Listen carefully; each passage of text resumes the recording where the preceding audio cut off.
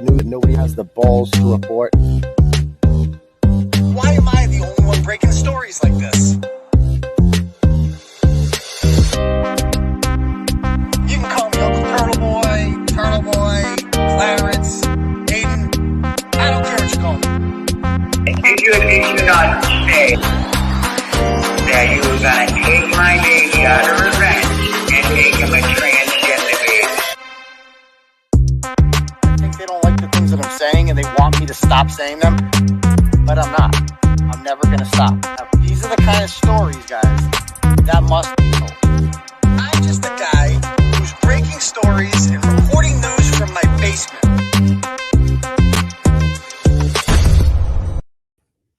Yo, what's up, Turtle Riders? How's everybody doing tonight? Good, excellent. Welcome to the Turtleboy live show, ladies and gentlemen. I am your host, Uncle Turtleboy. I've gone ahead and I've shared the link to the stream on the various social media pages that we currently operate on Facebook. That would be the Clarence Woods Emerson page, the Turtleboy Daily News page, as well as the Uncle Turtleboy page. Please go ahead, give all those pages a like or a follow for me.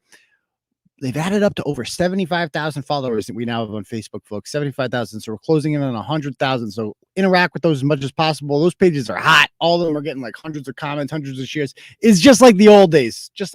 So on Twitter, you can follow me I'm at Dr. Turtleboy, DOCTOR Turtleboy. Because if Jill Biden's doctor, then I'm definitely a doctor. I'm also on Turtleboy at Turtleboy phone. When I'm on the run, I have to use that account because if I'm so worried that if I log into my Dr. Turtleboy account on my phone, I will lose it. So like today, for instance, I took a selfie at court. I tweeted it out. I had to do it from the Turtleboy phone account. So follow both of those. On the gram, I am at Turtleboy _daily_news. Follow me there. Follow Turtleboy everywhere to keep up with the latest news, updates, all that good stuff out there. So, yeah. So anyway, welcome everybody. We got our producer Deb here. How you doing, Deb? Doing good. How you doing? I'm doing excellent. Thank you. Excellent. So, I thought I'd give you guys an announcement with this. So usually I have the turtle Report the news and nobody. What just happened? Oh, I don't know. okie dokie. Okay, All right. cool. All right. So usually I have the turtle chat where you guys can donate that way. Well, I'm going to do something different for now. So here's the deal. And we're going to talk about it in this, the live show today. So the Tony Branch thing, I've never been to a trial before for deformation. Usually these either get, a motion to dismiss or more often than not, a summary judgment.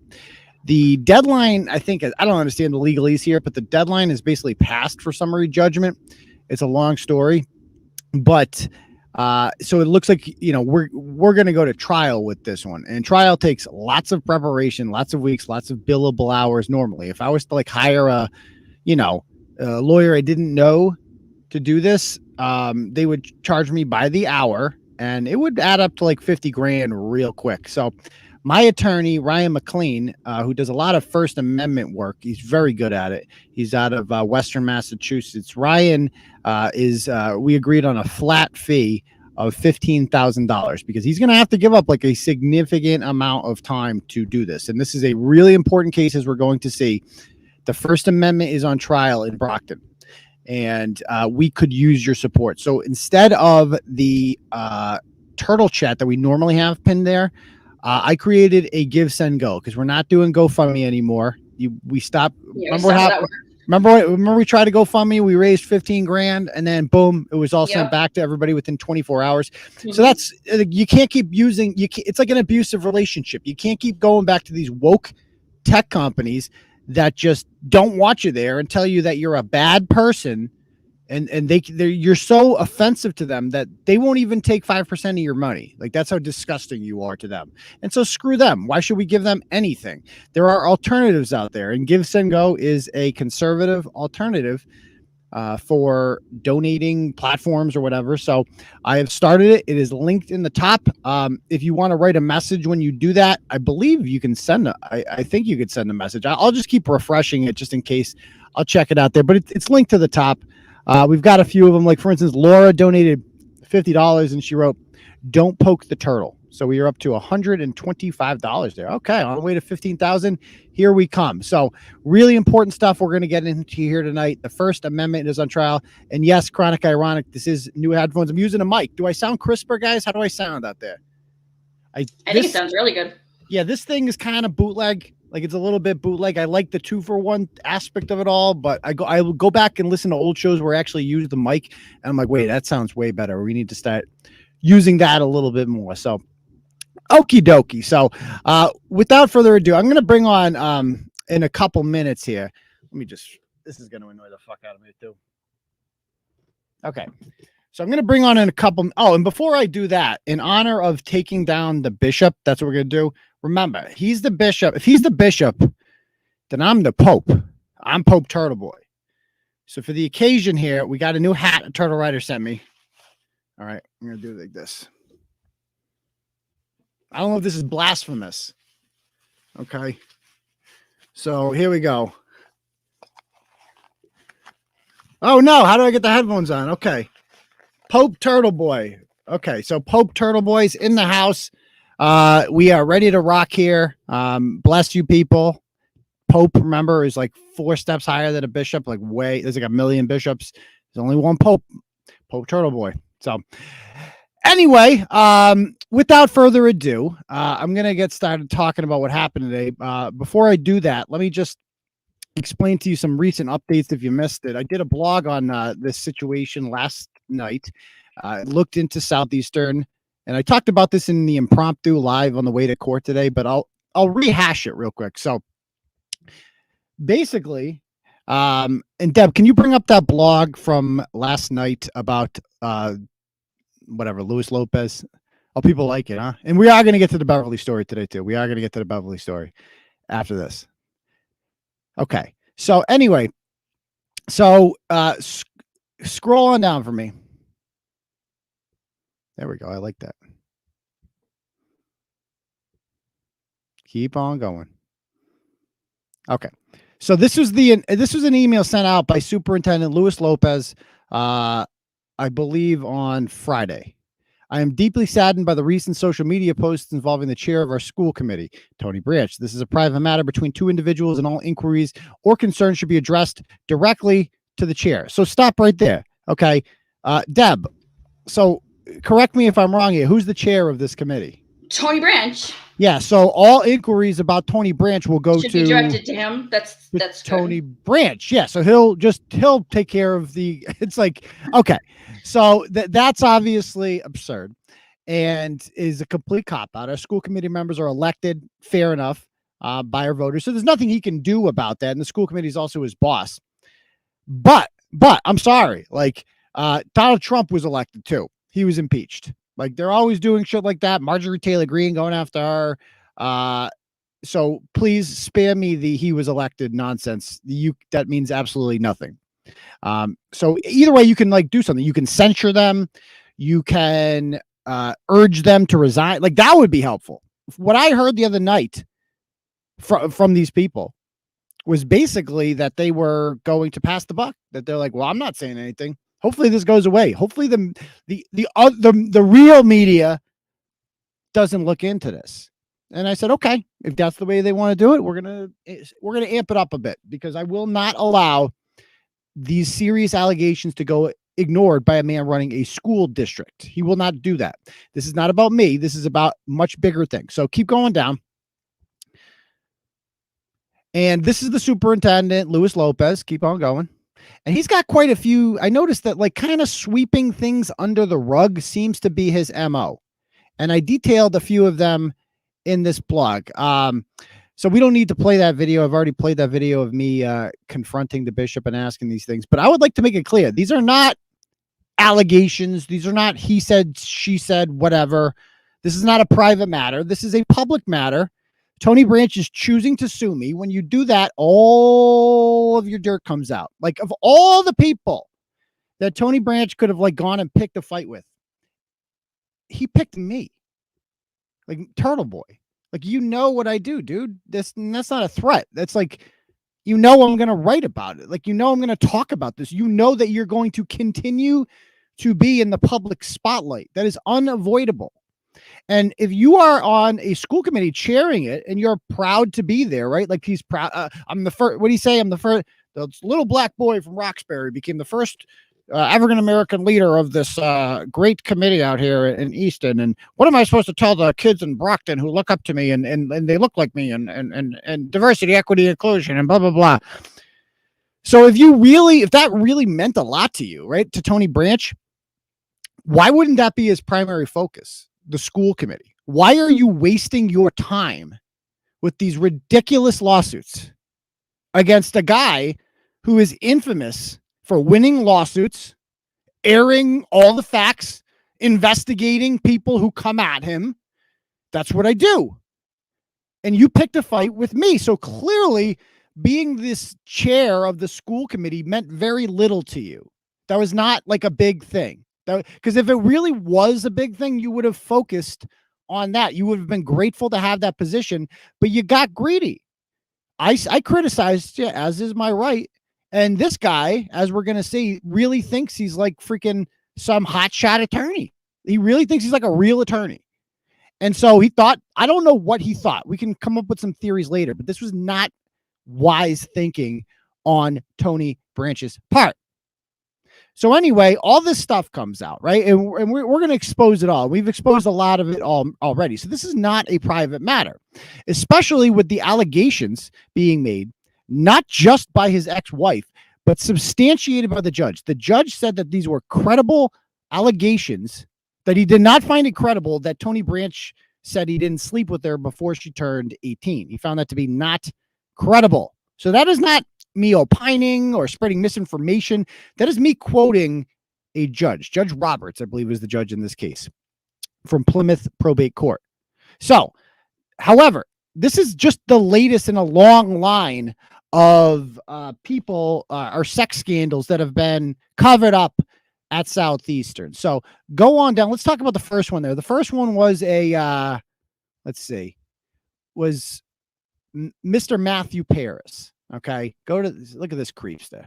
Look at that guy. Okay, so this guy is the superintendent, Luis Lopez's wife's nephew. I believe that makes him his nephew too. Traditionally, that's how that works.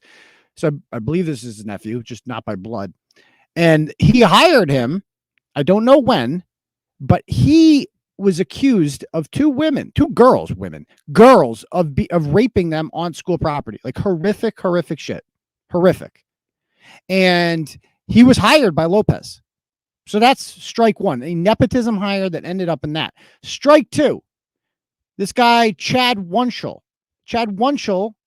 if you scroll down, get a picture of that guy. Chad Wunschel is a shop teacher there. Who's been there, I believe, since 2010, because he left New Bedford Tech because, he poisoned himself. He tried to poison himself. And he wanted his ex-girlfriend, who had just broken up with him, to feel bad about it.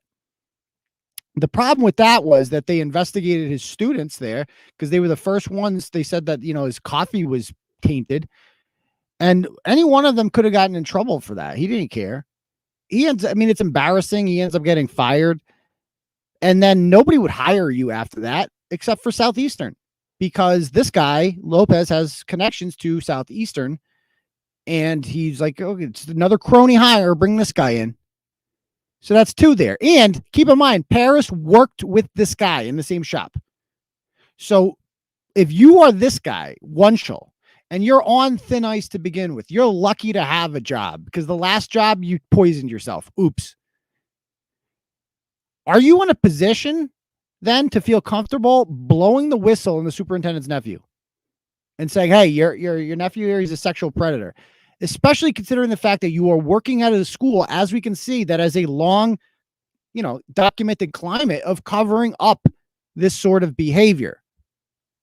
So in 2017, that's what we'll get to next. The principal, David Wheeler resigns out of nowhere. And Wheeler is he was there for about 10 years. I believe he was hired by Lopez too.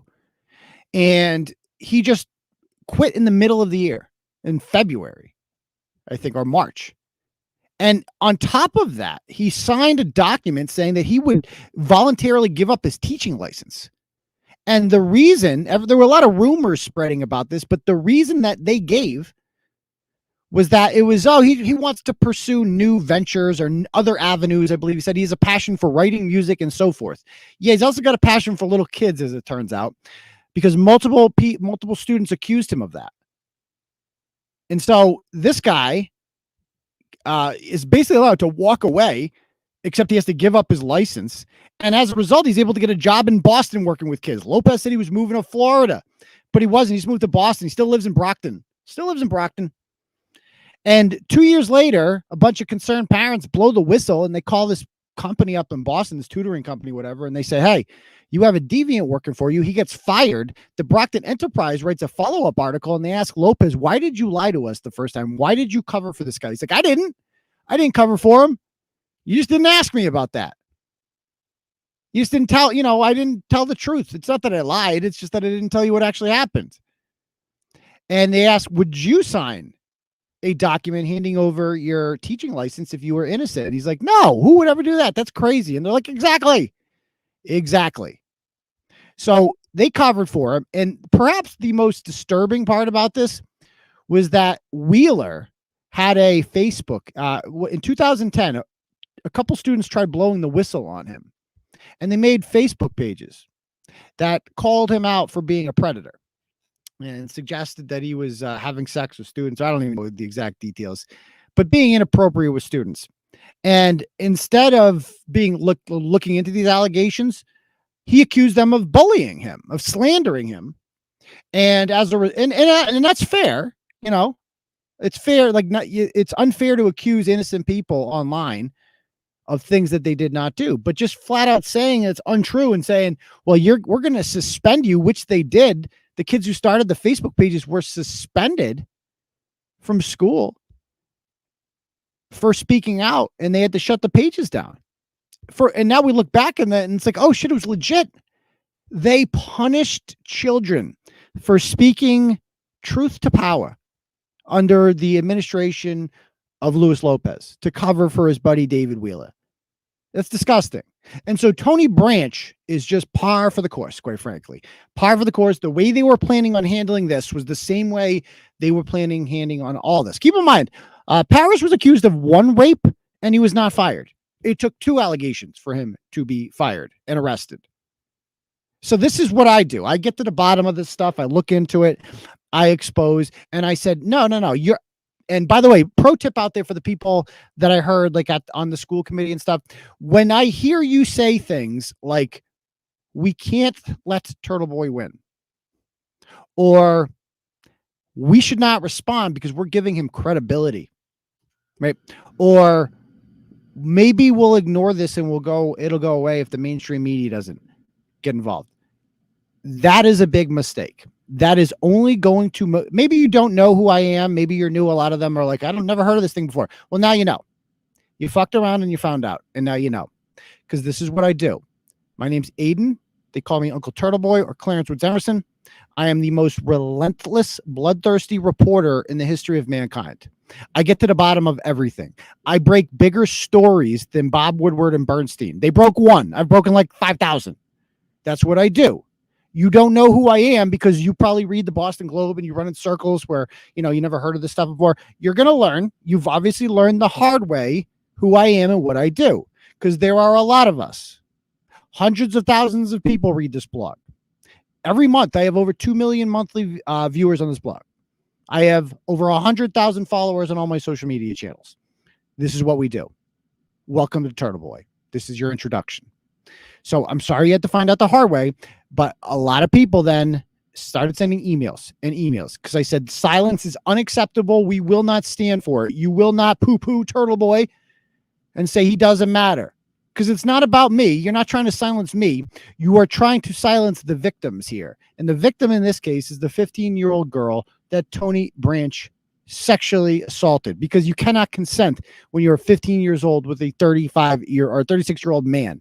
It is impossible. He told this woman that God's plan was for him to take someone's virginity. He is a monster. So today, if we could bring up the other blog, Deb, the update on this. While I was in court, which we'll get into in a moment, and we're going to bring our friend Lauren backstage, who was in the courtroom the only person witnessing this. Besides, shout out to the court officer. That's like, he looked at me and he's like, he was laughing, he was smiling. He's like, I like it, man. I like it. That's all he said. I like it. I like it. So, this is the, an email is sent out today by Superintendent Lopez. Again, only responding because I put this out there. And he writes the following. And by the way, hi, Tony. I know you're watching. He goes, as superintendent, I've received inquiries regarding the chair of our school committee who's involved in a personal legal matter and another individual, me. The allegations made in the legal matter are deeply disturbing. Yes, they are. I have reviewed them, and upon initial review, it is apparent that neither our school nor its students or staff are involved in any way with this matter. That's very true. That's very true. And they should not be dragged through the mud. But allowing Tony Branc to continue on as the chair of the school committee will drag them into it, and that's unfair because you saw what I did. I went and posted pictures, right, from Southeastern's page of Tony Branc with children. Tony Branc should not be allowed around children, other people's children. I would not want my child within 100 meters of this man. No way. So he goes, the chair is the elected official, and despite the fact that I directly report to the school committee, this troubling matter and the allegations being raised. So this is, keep in mind, Tony Branc is his boss, and he's still going out and being like, dude, enough for you. This troubling matter and the allegations being raised certainly caused the disruption to the operation of our school and hindered the ability of the school committee and to select a new superintendent. Again, all true. Any man with any sort of self-respect who actually cared about the students that he served would resign at this point. Tony Branc had two options: sue Turtleboy or be the sue Turtleboy and all of your, all these horrible things about you come out. That's option A.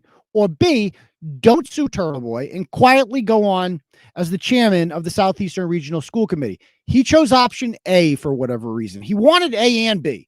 But you can't have A and B, because if you choose A, then it disrupts B and it makes it impossible to do business as usual. They're trying to pick a new superintendent in this. Lopez is retiring, whatever, at the end of the year. So they're going to need new leadership there. And this guy should not be part of the process of picking the new superintendent. So he goes, I have in person called upon the chair to step aside. In light of the disruptions being caused to Southeastern and the ongoing concern raised by faculty, students, and parents, I'm personally and publicly asking that the chair accept my plea for him to consider resigning as chair, recuse himself from the superintendent selection process, and take a leave of absence from the school committee until this matter is resolved. I would say take a leave of absence permanently, because this matter will not be resolved. Like, it's going to be litigated. I'm going to win, but the fact of the matter doesn't change that these allegations were made against him and they were legitimate, and he never should have been on the school committee in the first place. Teachers in this building have to pass a query. I don't know if Tony Branc could pass a query. I don't know. I would assume a lot of this stuff would come up. In his defense, he's got no convictions. However, he's gotten so many orders taken out on him. And we're going to get to his defense of that today in court shortly. Neither I nor the school committee have any authority to take action, blah, blah, blah. Keep going. So then Stephen Uden, and I'm told, and by the way, Branc has run for office before. He's an elected official. Well, nobody ran against him. Nobody in Brockton runs for Southeastern Regional School Committee. They run unopposed. He's actually run for stuff. In 2015, he ran for city councilor, got dead last out of 3. 2 make it. He's the only one that didn't. Then again, he ran for city council in 2017, and again, dead last place. And then he ran for mayor in 2019. Look at those numbers. How many votes did he get? 89 votes. 89 votes. And then, third place had 2,800. So he got less than 1% of the vote. That's what happens when someone runs against Tony Branc. So go down. So elected official, please stop it. He finally found something no one else was running for. The Stephen Uden, the vice chair of the school committee, who I criticized previously in another blog for remaining silent, it looks like that's sort of, again, public shaming works, because he goes, I've urged him to resign as well. And what does Tony Branc do immediately? So this email was sent out while we were in court. He must have gone out, checked his email, and then he posts this: lynched. He took it down rather quickly, but he's accusing it seems to me that he's accusing the superintendent of lynching him, because shockingly, shockingly, folks, he immediately went to the race card and he immediately portrayed himself as a victim of anti-black violence, when in fact he is the victim of his own choices. He chose this. He chose to poke the turtle. Now, Tony, I'm not saying that I'm going to stop if you drop the lawsuit, because I think that would be considered extortion. Okay. But you know, none of this happens if you didn't sue me in the first place. None of this happens. And it's going to get worse from here. That is not a threat. That's telling you what I do. I've barely cracked God knows what else I'm going to find out about you, my guy.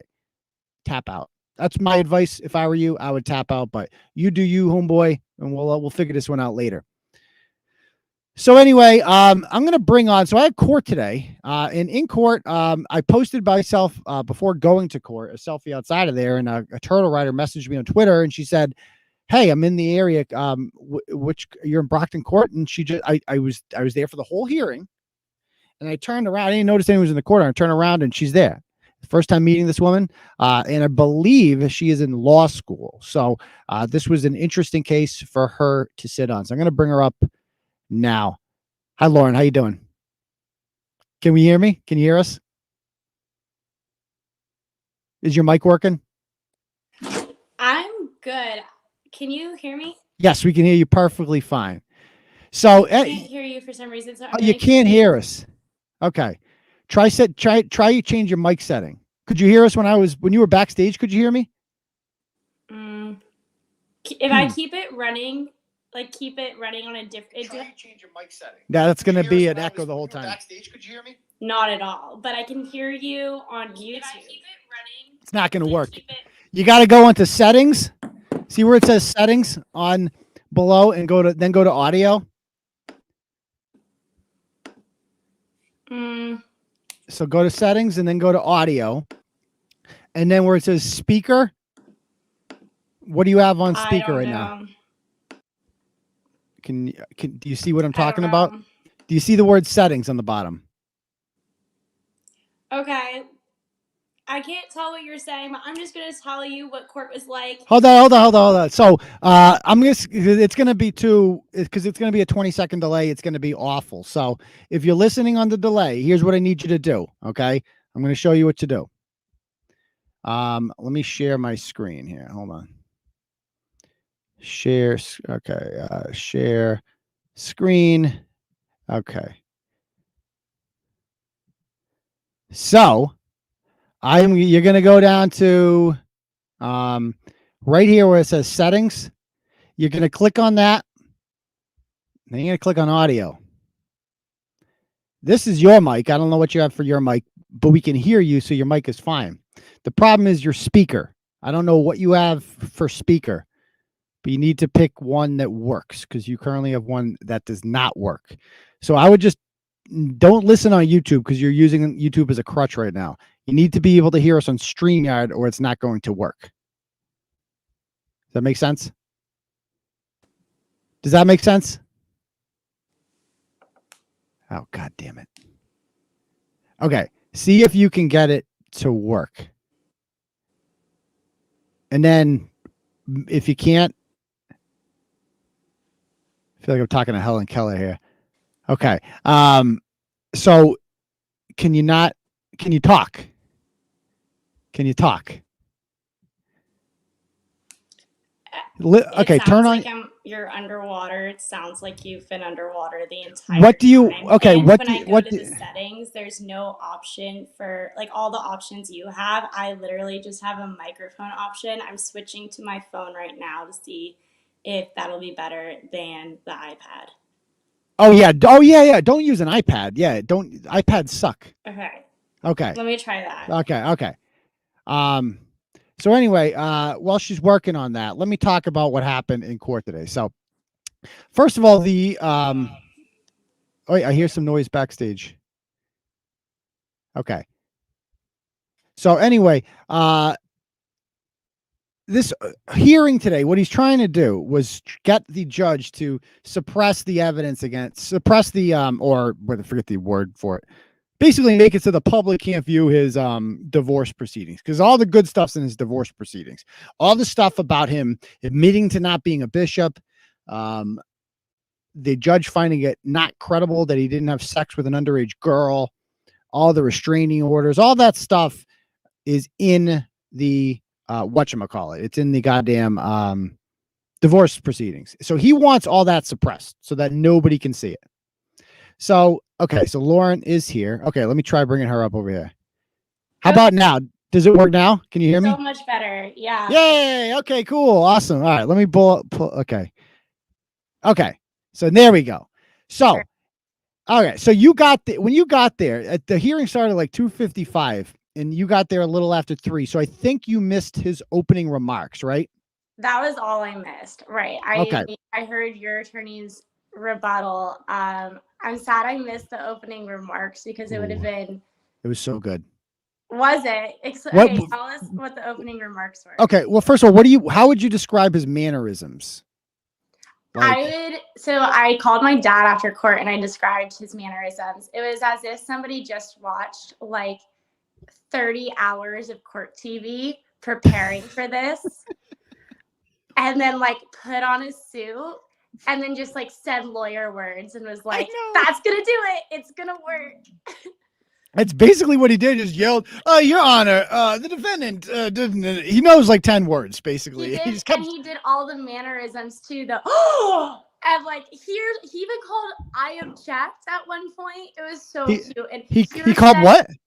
He said "I object" at one point. Oh, that's right. Objection. He's like, "Objection, Your Honor." Hearsay. Objection. It was the cutest thing because it was nowhere near hearsay. It was like evidence in record. Oh, I yeah. So he said that a bunch of times. Your Honor, we should not be allowed hearsay and speculation in this courtroom. This is all hearsay that they're bringing up. Now, Your Honor, there is a truth to the First Amendment, but you cannot say hearsay. And you're right. It was not hearsay that I was reporting. He's like, all this stuff about sex with an underage girl, this is all hearsay. No, it's in the court documents, my guy. Your court documents that you are here trying to suppress. That is not hearsay. That is Judge Roberts saying, I find these allegations to be credible.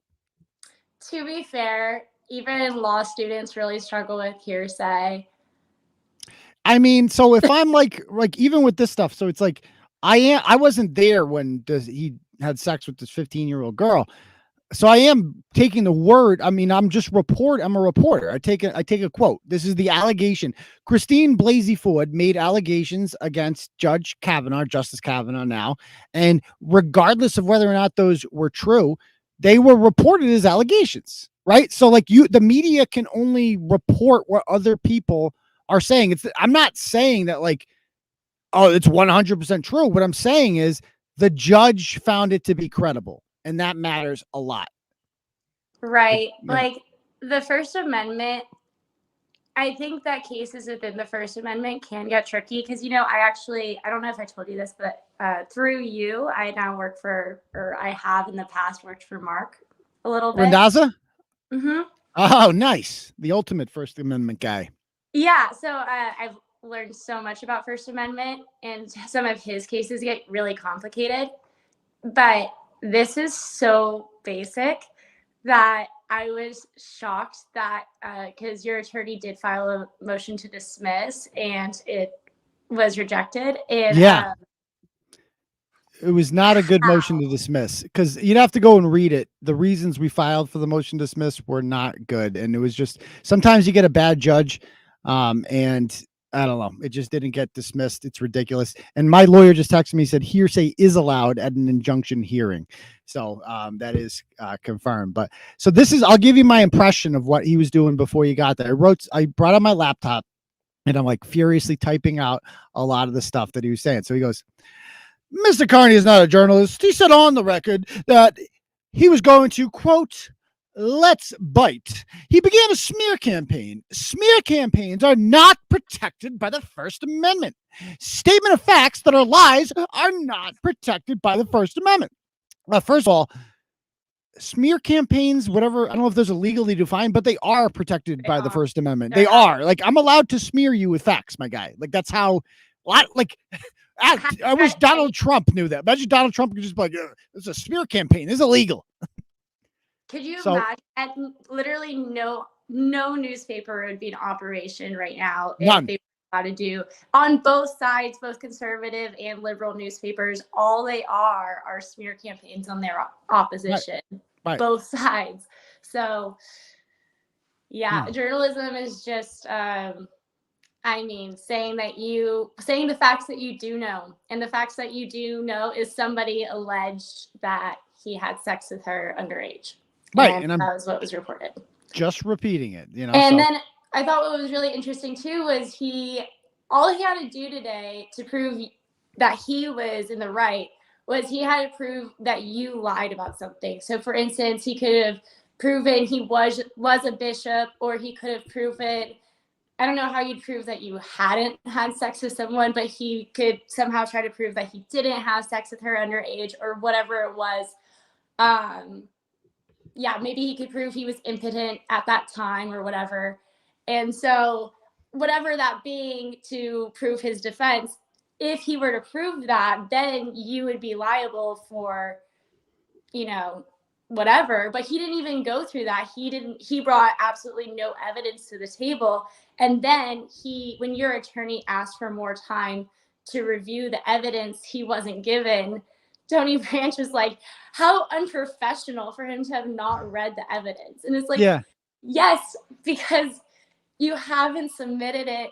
Yes. So yeah, like anyone. Like so we've turned anything in. So we've been asking for his discovery for months now. And because this, like, our discovery requests are not that complicated. We're like, do you have, certification that you're a bishop? Do you have evidence of your damages? Do you have some sort of emails from places that were going to hire you and then canceled? Do you have receipts from previous weddings that you did showing that you got paid $600 to $800 per wedding for this? Like all this stuff, right? And he just doesn't do it. He just ignores it.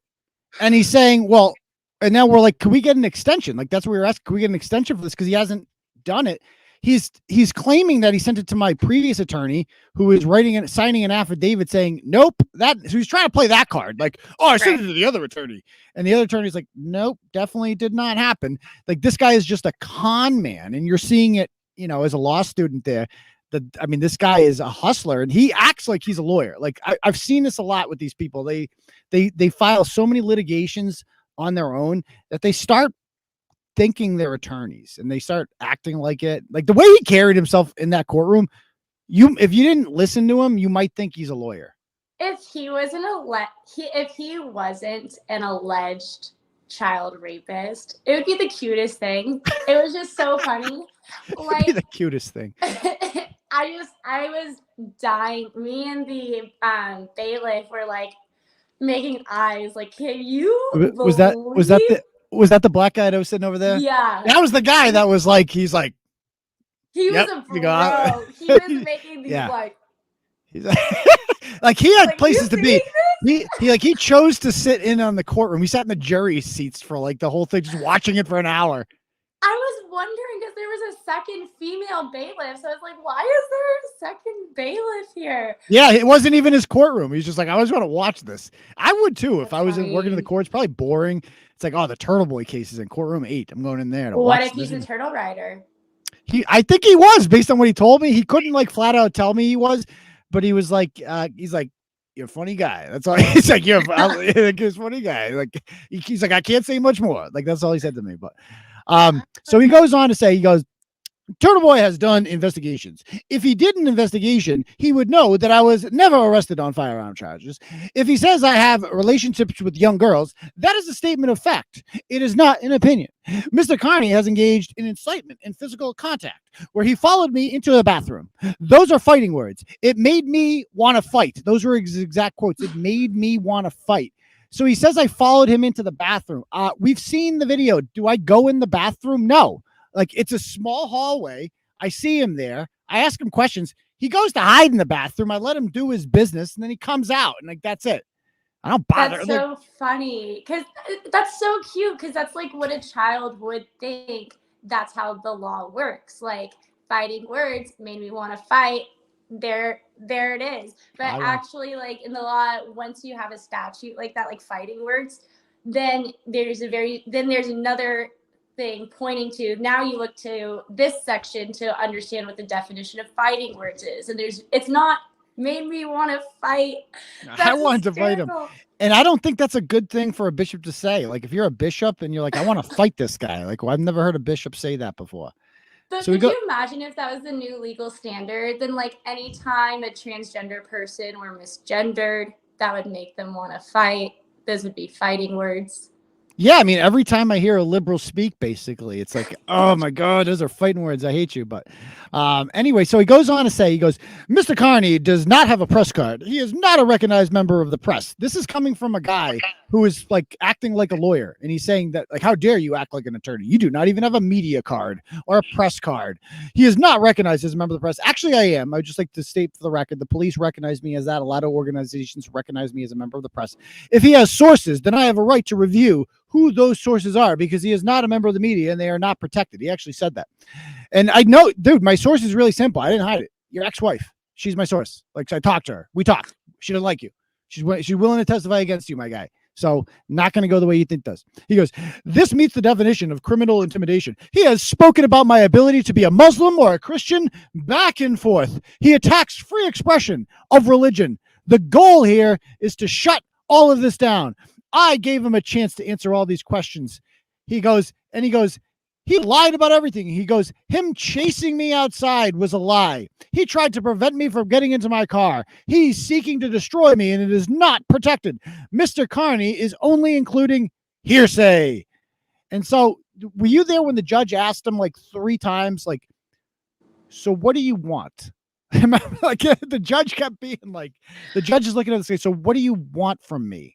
Yeah, because, well, and so I asked the court, he kept saying that, and then he would pause. It'd be like the longest pause, and then he would go off on another tangent, and you're like, what are you asking the court for? Like, what was, like, for what you want? he was, so basically he was saying, he goes, I would like the court, I think what he was trying to say is, I would like the court to to force him to take down any untrue speech. But the problem is, he couldn't prove what was untrue. So what was the judge supposed to order me to take down? And he also said, well, I'm not trying to have a prior restraint here. I'm not trying to prevent him from speaking in the future. So even if the judge did say, like, take down the part about him having sex with a 15-year-old, right? I could take it down, and then I could say it again. Like, so what are you trying to do here, my guy? Like, I'm just going to say it again.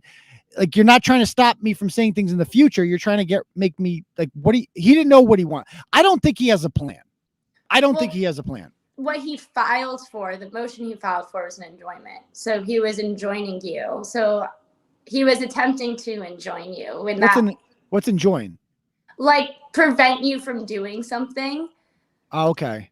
So he was trying to prevent, that was the motion that he filed. So technically he was trying to prevent you from writing in the future. So that's why, like, that's prior restraint. That's a big, you can't do that.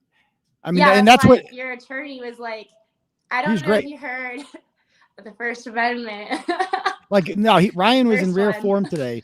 And he the best quote that he gave today was when he said something to the effect of that, even if you take away his First Amendment rights, even for a day, right, that is causing more damage to Mr. Kearney than any damage that Mr. Branc has received. Like, taking away somebody's ability to be free for even a moment of time is the ultimate damage. Like, you cannot do that to him. And he cited some case law for that. And that was a great quote. Like, legally, that is, like, as soon as you're prevented from speaking, that's already damages. Like, as soon as you are prevented from speaking something that you have a constitutional right to speak, then you're immediately damaged under the law. So, like, in order to win, you have to have something called damages. So, so something that would be, like, for instance, if you hit me, I would have obvious damages, would be like my medical expenses, but then you would have things that aren't as obvious, such as my pain is suffering, or, you know, the damages I'll get from the assault prior to the battery. Mm-hmm. And so those are things that he was going for. Like, he was trying to, that's what he was going for.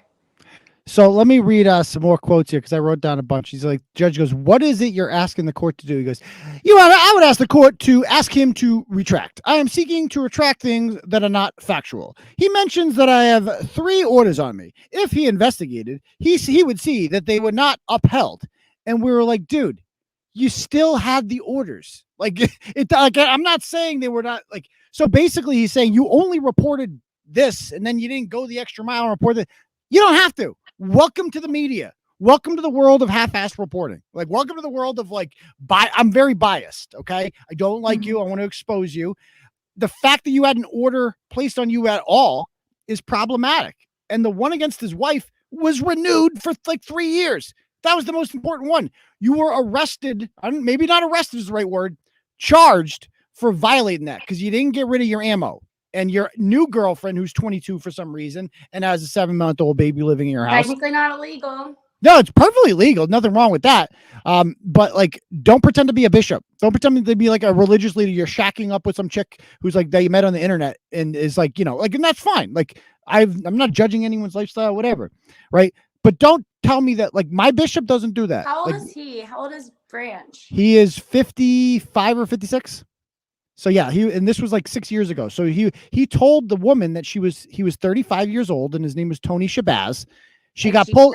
She got pulled over in his car one day and she went to show the registration and noticed his name is Tony Branc and he's 49. Like, and then she like started confronting him and he started being abusive to her and she got the fuck out of there basically. And that's when the cops were called and she narked on him basically. So he goes on. This is the defendant who is using an apparatus to continue to defame and intimidate me. I wanted to call and say I would settle for $1 because I'm so scared. Did you hear that part? I did. That was fucking great. I wanted to call and say that I would settle for $1 because I'm so scared. Oh my God. Does he think that's going to be convincing to a judge? I'm so scared. I don't know what he's going for. Like he's not. Well, he really just does like going through law school makes you understand that like so many things that you say in the court that mean one thing in the court means something completely different when you speak normally. Yeah. And so when he was in court today, he was just using all the words like that you would typically use in a legal sense, but in a colloquial sense. It was just funny. Like I just felt really bad for him. Part of me really I didn't. He's help. Oh God, he's choosing this. He's choosing this. I know, but like everybody deserves counsel, and everyone deserves counsel when you're a defendant. You deserve counsel, not when you're like the plaintiff.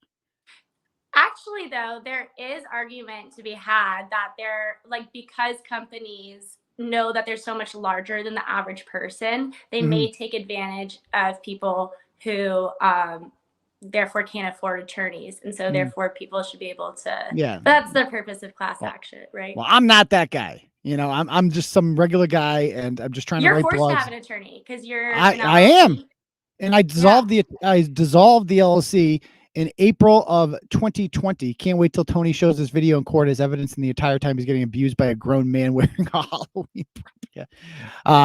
So I dissolved the company in April of 2020 specifically. Because I was just sick of this. Like people like Tony Branc sue me because they want to bleed me dry. Like their hope is that like I will just settle because it's cheaper than paying these exorbitant legal fees, right? And again, thank you guys for all the donos to the legal fund above. I appreciate that very much. Unfortunately, the LLC existed when I was sued by him, so it gets grandfathered in or something. And I don't even know even if he did win, I don't know what he would get because the LLC doesn't even exist. I could just bankrupt it, like, and get nothing. It's like me. You're not going to pierce the corporate veil. Yeah, it's just you. So yeah. Well, no, it's not me. It's the LLC.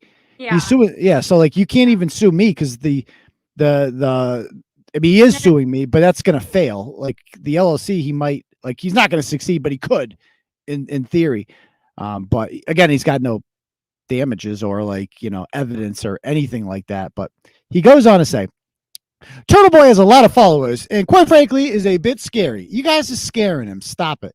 He goes, the judge interrupts. He goes, I still don't understand what you want the court to do. You want us to retract untrue statements? Where? I would request leave to provide this information. And it's like, so he wanted 72 hours to find the statements that he wants to take down. So it's like, dude, you didn't come prepared. You don't even know what you want taken down specifically. Like, we drove here. You live in Brockton. Like, Ryan lives in Western Mass. Like, I live in Worcester County. We drove here like at 2:00. This is inconvenient. And you were like, oh, let's have another hearing so I can get my shit together. Like, are you kidding me? And the judges give so much rope to these pro se. Well, I was thinking, well, cases can be, I'm forgetting, I really need to review civil procedure, but there's a time limit on how long he could wait before he turns over discovery. So if he violates that time limit, he can be, I don't know if his case is necessarily thrown out or if he's held in contempt. I don't know I could look it up. Yeah. So, yeah, I mean, we're like, I don't understand how any of this works, but Ryan's basically like, yeah, we're going to go to trial. I'm like, what? Okay, cool. Never done that before. When is trial? I don't know. We have to have pre-trial first. So, and I believe pre-trial is on the 28th. So I believe they will set a date for trial then, right? Correct? That was another really funny thing. He was complaining that the entire jury pool is going to be tainted because everybody in Brockton reads Turtleboy. You don't know every single He said that. person, mother, child, everybody. So that's guys, why can't have trial. She's not even kidding. He actually said that. He actually said that we cannot have a jury because the jury all reads Turtleboy. Everyone in Brockton reads Turtleboy. Everyone. I don't know if he was like making a case to have it moved, but I'm like, where else are you going to go in Massachusetts where people don't read Turtleboy? Like, what are you talking about? So he goes on to say, we offered you $600 to walk away and you wanted more. And now we exposed your child predator ways. So he quoted me saying that. And he goes, he's attacked me because I didn't settle the case. He has to pay for a lawyer. Harm can't wait for trial. Harm has already begun. He's already come to the school committee meeting to have me removed. He specifically asked that this guy should be removed because he is a pedophile. If I were working at Market Basket and they called me a pedophile in front of the employees and customers, I'd be out the door. It's like, you actually work in a much more important place than Market Basket. You should be held to a higher standard than that. Okay. And you should be out the door. Like, you should not be around kids like this. That's exactly my point. I agree. He's engaged in a smear campaign. These cases of prior restraints are difficult. What I'm looking to address is what's in my exhibits, where he's made statements of facts and we know that they are wrong. He kept saying that we know these statements are wrong. Who's we? Like, he kept saying, Your Honor, we all know that these statements are wrong. Like, the judge fucking knows. The judge is like, oh yeah, he's wrong. I know everything about Tony Branch. I know that this guy's making this shit up. He did say that. He did say that. That was so sad. Yeah. Like, all he had to do was prove anything was wrong. Like, prove anything. All you have to do is bring in evidence. That's it. And DFS Donovan says, if he loses, does he have to refund your lawyer fees? Or do you have to countersue? No, unfortunately, in Massachusetts. In California, if you sue someone and lose, then automatically the courts make you pay the person that won the lawsuit. Right, it prevailed. Yeah. I mean, that's what happened with Katie Hill. I'm from California. But it's automatic. You can motion for it during trial. It seems to happen a lot, and in Massachusetts, I'm told, because I've been sued so many times, that like that doesn't happen here. I feel like. Well, they're both very liberal states. California has a very flipped law. They have their own bar. Mass is part of the UB, part of like most other states, not most, but a lot of other states take the exact same bar, near identical bar. Whereas California, you have to take your own bar. He said, we're trying to get discovery, but since we're past deadline, we need the court to approve it. But we got to prepare for trial if they say no. Because nobody ever did it. Okay. How are you going to prepare for trial with no evidence? That's a great question. I don't know how are we going to prepare for trial? Because he said today, he's like, Your Honor, I'm ready. He kept saying, I'm ready for trial. How are you ready for trial? You're not even ready for this hearing. Like, he goes, I'm ready for trial. He goes, I have experts from the Pentecostals who will come down and explain what it means to be a Pentecostal bishop. And I will have, he goes, I have videos of my ordination. That's right. I can't wait for that. I'm like, so you have a video of yourself being ordained as bishop, and somehow you haven't shown us this yet? Like, what? Like, what the hell? Like, he doesn't. Watch it like, be made tonight. Yeah. Now we have SLAPP in Massachusetts, but the problem with SLAPP, and we tried to get this dismissed on anti-SLAPP, and it failed. I'd have to read the motion, the reason this idiot judge did. Yeah, I remember. Failed it, but and that is why SLAPP is created, where it was to protect people like me from frivolous lawsuits against powerful people that you criticize them. We don't want to deter people from doing that, but for whatever reason, this was not dismissed under SLAPP, and so if I was, Subpoena's case failed on that too. The what did? Subpoena. Oh, did it really? Yeah. I did not know that. Against the one against Rollins? Mm-hmm. Oh, I did not know that. Wait. Oh, I'll have to look into that. It's a story for another day. But yeah, with this whole thing, if I win, which I should, no, I'm just gonna be down the drain. I've blown so much money on these pro se idiots, and in this state, what it is hard to be labeled as a vexatious litigant. In California, there's tens of thousands of people on their vexation litigant list, including this woman Kylie Kirkpatrick, who I wrote about from Napa, who has tried to sue everyone. And eventually they just put her on the vexatious list, and now she can't sue anyone anymore. Like, people like Tony Branch should be on there. Right? Because like anything can get by a clerk in this state, it seems. Like, the clerks are just like, oh yeah, sure, sign it. You get a trial, you get to be brought. To me, a courtroom is a serious matter. That judge is like, should be respected. His courtroom. How did they not laugh? How did yeah, they not it's laugh? like, how are you not like? I went to law school for this, to hear this idiot like lecture me. Like, what the hell is happening right now? You don't have to go to law school to be a judge. Yeah, you don't even have to go to law school to be a Supreme Court justice. Oh, like Elena Kagan. I don't think she went to law school, did she? She was something. I don't think she was a judge before she became a Supreme Court justice, right? Pretty sure she did. She had something. I forget, but I don't want to get off track here. So let me go back to my Tony Branch quotes. He goes, he's attacked me. Let's see. He goes, the defendant did his own discovery. He acted as if he was conducting an investigation. And then I had to do my own discovery because you didn't give us any. And then he blasted it out. Look what I found. That is his right. What is not his right is to attack and intimidate me off of the school committee. That was his big concern, was not being on the school committee anymore. And then the hearing ends and he finds out, oh, they want you off the school committee. So, oops. So now he's really going to be pissed. And he goes, there's no way folks in this jurisdiction have seen what he's posted. There's no way folks in this jurisdiction have not seen what he posted. He made sure of that. What I'm asking for is to be granted leave to ratify that order. I am ready for trial, Your Honor. There will be expert witnesses with respect to the Pentecostal faith being ordained. What I'm ready for is what I'm not ready for is to lose income, to lose my chair as the school committee. What income does this guy even have? Like, what does he even But that's do? the harms he's talking about. So, like, the harms done to you would be automatic. Like, as soon as you are prevented from speaking, you're automatically harmed, as your attorney said. Whereas the harms to him, he would have to prove you directly caused him to, like, lose a job or, like, lose job opportunities, like some actual monetary value. Okay. But I mean, and so, by the way, Kagan went to Harvard Law, so thank you. But she was also never a judge prior to the USS. I know there was something about her that she was not like the traditional. I'm pretty sure every Supreme Court justice so far has gone to not only law school, but like a very nice law school. Although sometimes when I hear Sonia Sotomayor talk, I just like, what the hell? Like, can you believe?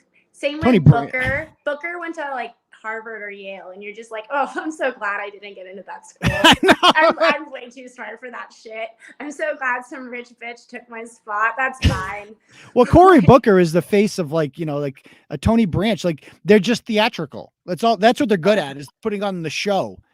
People say, isn't that the first time he says Pentecostal bishop? If so, they have an organized college of bishops or an organized group of churches. Oh, interesting. Thank you, Martha Jones. You're going to have to look into that. Very, very interesting. So basically, he goes on to say, he goes, I thought you file a civil action, you do discovery, you go back and forth, you go before a jury. I do not know if an individual is represented by counsel. Usually they handle everything. You have counsel and you have the defendant doing his own discovery because they screwed up, and I'm being punished for it. What I don't get is the smear campaign of the intimidation of pushing someone out of their public role. I would like 72 hours to amend a potential order. We don't need to come back.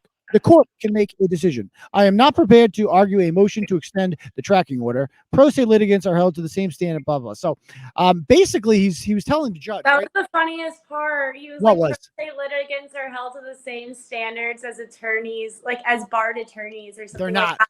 They're definitely not. But like, you're not helping your case because you're not even close. Because he was trying to give your attorney crap for not having the evidence ready, and it's like, because you didn't submit it, because you didn't turn it in. Like, yeah, because that's why we're not ready, because you provided nothing. I have the list of sanctions, but you have to really prove that he's preventing you from getting the discovery before you can implement these. But the worst thing that can happen is an entered of a default judgment, but that's like the 6th thing on the list.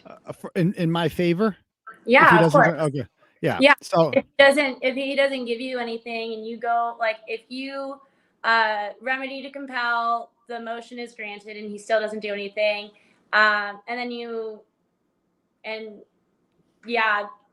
then you'll strike pleadings, stay pleadings, dismiss the action, and then we'll enter default judgment. And then worst case scenario for him would be to like hold him in contempt, but that's typically like criminal. No, okay. but civil. But yeah. Even if I did get a judgment against, like, suppose I sued him for lawyer's fees successfully, that would be a piece of paper that's worth nothing because the guy has no money. I might as well line a birdcage with it. Like what good is like a piece of paper saying you owe me $500,000 if he has $0 in his bank account at the end of the day? I really try not to judge people's appearances, but how did you not laugh just staring at the back of his head? I know the back of his head. I couldn't stop looking at it. It was like what was going on there with the haircut? Just if he shaves, he would look like the guy from. He wouldn't look that unpleasant. Looks like Goofy, like the character, the comic, like from Mickey Mouse, the guy Goofy. The way he's got like squares and then pigtails coming off of them. There was like 10 of them. It was like a checkerboard. I couldn't stop looking at it, and he wore sneakers too. He bald in between. Yeah, it was really bizarre. Like, I couldn't stop looking at his hair. Bald in between, so like severely balding, but then like longer hair than I can grow. Like, it was crazy. I was like, I was mesmerized / horrified. Now his ex-wife told me that that her son told her that he goes over there and or maybe her daughter said this, I forget who, that he has a young girl around. Like a young girl looks around to be around 17, and he tells her that he's like a legal expert, and he's kind of like conning her and training her. You know what I mean? Yeah. So he's doing that whole thing, and the way he carries himself in courtroom, if you were some 17-year-old girl, that's believable. Like you might the way he carries himself, he is the ultimate con man. The ultimate con man. But you know better, obviously, but. Even if I thought he was a wealthy attorney, I still couldn't imagine being attracted to him. But I mean, it would be like the power of it all. I don't think anyone's actually physically attracted to that man. He's like, I don't like to judge looks by their appearance. Well, thank God, because yeah, exactly, very funny. I just I forget where M Job, you fucked me up there, but. Anyway, by the way, thank you guys for all the Give Something Go is doing pretty well. How much are we up to here? Holy crap. That was $900. Let me share this real quick. Just to see a couple of these donos. You guys donated again. I appreciate the donos. But it's not just me who's on trial here. So free speech must be preserved. The riders will always protect your right to free speech. So thank you there. Anonymous sends 10, Anonymous 50, Anonymous 50, Anonymous 50, Brian Johnson 50, Anonymous 25, Anonymous 20, Anonymous 25. Keep up the great work. Trish Ann says 20, says you got this. Let's see. See all. Let's see. Can I? Sorry, guys. Let's see. So I appreciate all these. Show more. Where'd they go? Oh.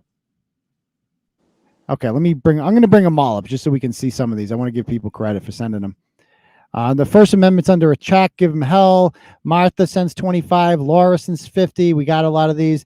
Anonymous sends 100. Says forcing a free and unbiased press to hide in the shadows hurts us all. And that's my big thing about this is like, I'm not just defending me, right? Like I feel like if they can silence me, right, they can do this to anyone. This would set a precedent, wouldn't it? If a judge was like, yep, the blogs must come down and give this guy $100,000.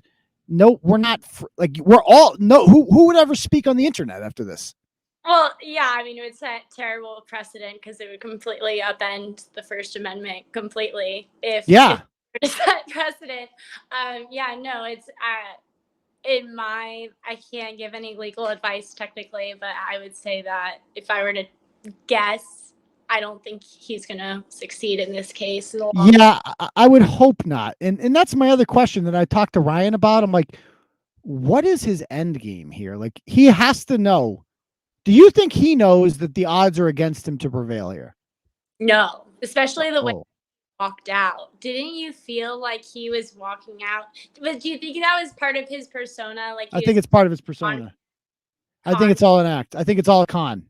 He has to know that he's a paper tiger. You think he's aware? Yes, I do think he's aware. I think he's aware that he's not a bishop. And I think it's all the way he cares. I think he's just so used to just talking his way out of everything. His whole life, he's survived by talking. And it works to an extent. It's almost like everything he says is an extreme exaggeration, maybe. So, yeah. Like a lie plus lies in there, also extreme exaggeration. So I feel like whenever something's based in a kernel of truth, people can always lie to themselves enough. Yeah, that's true. Or it's not a lie if you believe it, as Costanza once said. Anonymous sends 25, says rock on TB. Another Anonymous sends 100. Thank you. It says keep taking them down. Joanna says can't stop, won't stop. You got this, Aidan. Thank you, Joanna. 50 from Anonymous says put it towards the twig chipper. Thank you. 7 Pounder sends 20, says the First Amendment deserves you to defend it. Power to free speech, assembly, and religion. James Duffy sends 10. Mary Menard sends 25, says keep up the good fight. Kay and Monica say Tony Branch and all this poor me nasty. He deserves some jail time where he will treated as the girls he molested. Those dreads should get some play. Get him, Turtleboy. Thank you, Trisha Ann. So I think we got a lot of these donuts. Thank you guys very much. Again, the link is at the top. If you like free speech and would like to help us out, it's greatly appreciated. So, all right. So anything else I missed here? Will I have you here? Law student Lauren. How old are you, by the way? 28. 28. Okay. And so what kind of law do you want to do? Oh, I just got a job as yeah. Congratulations. Where? In Arizona. Arizona. Did you pass the bar there? No, I'm taking the bar there. Okay, gotcha. Okay. But you got it without, and by the way, we just got a couple more donations from 100 from Anonymous, 100 from somebody called The Bishop, 20 from Ryan Brady, who says, keep fighting, Uncle Turtleboy, 25 from Sean Goyette. Anonymous sends 25. Holy shit. So guys, this is what, man, I love you people. And again, I'm not going to see a penny of this. I'm just giving this all to my attorney. And this is like, cause, it's like I said, I'm the defender of the First Amendment. I feel like I'm carrying the burden of society on my back right now. Like we are fighting, we're odds are in our favor, but like it's expensive and to me it's a good cause. And it's like, I don't know, how about this? Can you come up with a scenario in which he wins? In which he wins, yes. Okay, here's the scenario in which he wins. He proves that you somehow lied or were negligent. Like, let's say you interview the wrong woman. It's not his ex-wife. It's just some other girl. And you were negligent in discovering that. And so you posted a bunch of slander about him. Or he actually is a bishop. And time out with that real quick. So he also said that like the news must be fair and biased. And Ryan was like, what? What news is fair and unbalanced? He goes, fair and unbalanced. And you're done. Like every media outlet, it's like, what media outlet is fair and balanced? Fox calls itself that, I think, ironically, like it's like an inside joke, like obviously not fair and balanced. But like, here's the thing about it is I sent him a month ago. I go, Mr. Branch, because he's treating me like a defendant, but I'm also a reporter. So I'm like writing stories about him. So I sent him an email and I'm like, Mr. Branch, we're doing an investigative piece into your past here. Had some questions for you. Are you what clergy do you have under you? When were you ordained as a bishop? Where were you ordained? Blah, blah, blah, blah. And he just didn't respond. So he's like, well, he's not being fair and balanced. Dude, I asked for your side of the story. He's like, well, they're only giving her side of the story. Well, I asked for yours and you chose not to respond. So what am I supposed to do? Yeah. But anyway, the scenarios you were saying. So if I can, Okay. he would have, go ahead. So girl's not his. He actually is a magnificent clergy with a huge following.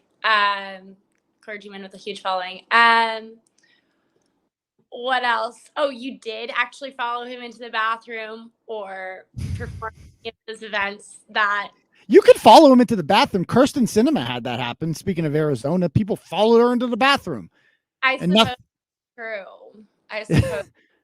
But did you write anything about him? Oh, you said that he lied about him doing that. So I guess you could say he could argue that you slandered him that way about, I don't know.